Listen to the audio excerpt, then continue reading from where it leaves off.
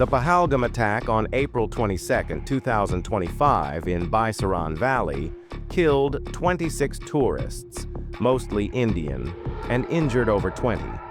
The Indian media wasted no time in naming Pakistan as the culprit, echoing a familiar narrative. But is this obsession with Pakistan justified, or is it a distraction from deeper truths? Let's rewind to 2019 and the Pulwama attack to draw parallels. In 2019, India swiftly blamed Pakistan for Pulwama, launching airstrikes in Balakot, claiming to target terrorist camps.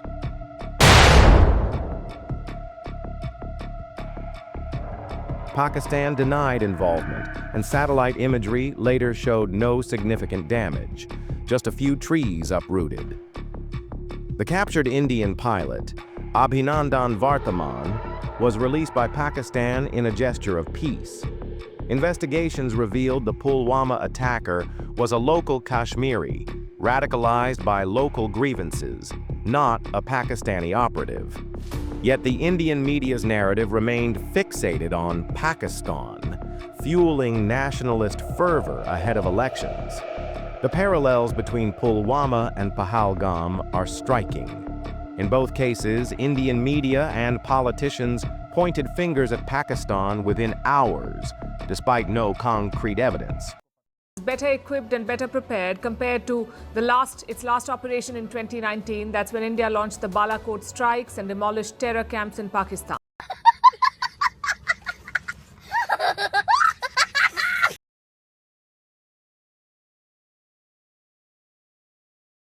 How long it will take to hit Rawalpindi? We know everything. If we send a Sukhoi Mk 3 months. देखा आपने लापरवाही का नतीजा है। ऐसे ही polio की खुराक न लेने से पोलियो आपके बच्चे को पकड़ सकता है। The Pahalgam FIR, lodged suspiciously fast, uses vague terms like foreign handlers, suggesting a pre-crafted story.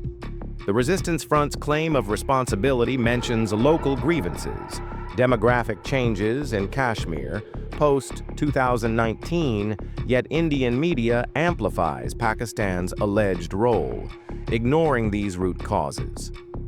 Indian media's obsession with Pakistan serves multiple purposes.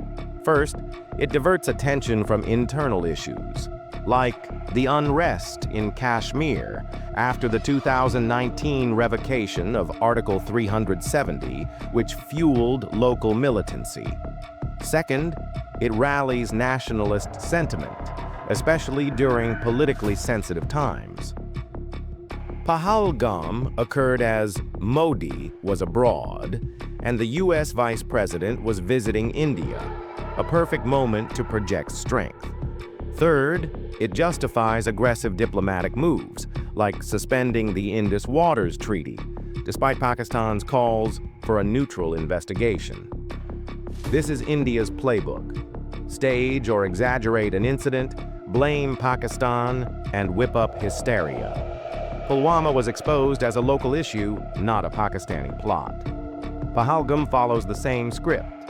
The attack site is 400 kilometers from the line of control, heavily guarded by Indian forces. How could infiltrators reach there undetected? India's own failures in Kashmir are the real story.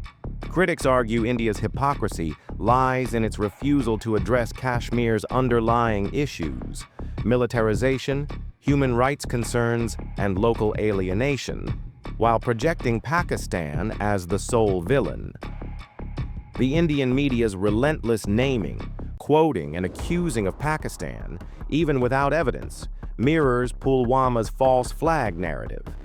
Pakistani social media counters with claims of a staged attack, pointing to the FIR's timing and India's history of alleged false flags, like the 2001 Parliament attack or the 2008 Mumbai attacks, where initial accusations against Pakistan later faced scrutiny. A staged false flag attack. Pakistan is promptly and directly accused in a developing story. Where did the terrorists go in a heavily army-deployed area? How in the world did they manage to escape? This makes you think, well, India might be behind all this themselves, just to engage and blame Pakistan. Where was the 7 lakh army at that time? And the story of the FIR is quite ridiculous. How was an FIR registered within 10 minutes of the happening? This FIR has as much value as saying that Modi is a peaceful leader. It has as much value as saying that sun rises in nighttime. Indian military's doctrine has always been to eradicate Pakistan, whereas Pakistan military's doctrine has always been to defend itself. Because India was anti-Pakistan from day one. Indian media boasts that now they will decide when and where to attack, but I reckon that's only a gimmick. But let's just assume that they're serious about their claims and may attack Pakistan. And you know what's the funny part about this? Which country has the willpower to launch an all-out nuclear attack? Obviously, in case of Pakistan, it will be a case of defending their country, but both countries know which one has the balls to pull the trigger. And it's definitely not India, because their concept of death is different from that of Pakistanis or Muslims. Hindus fear death, while it's the opposite for Muslims. So that pretty much answers the question regarding whether India will even think of attacking Pakistan. But anyhow, the crux of the matter is that India's false flag drama won't fool the world. They should show some evidence, if they have any, and if they don't have any evidence, then India should apologize to Pakistan.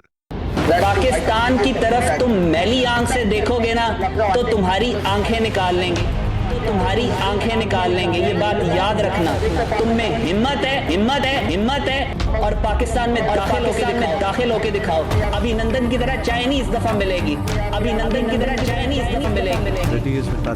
तुम्हारे चीथड़े उड़ा के तुम्हें वापस भेजा जाएगा you talk about entering Pakistan not in your wildest dream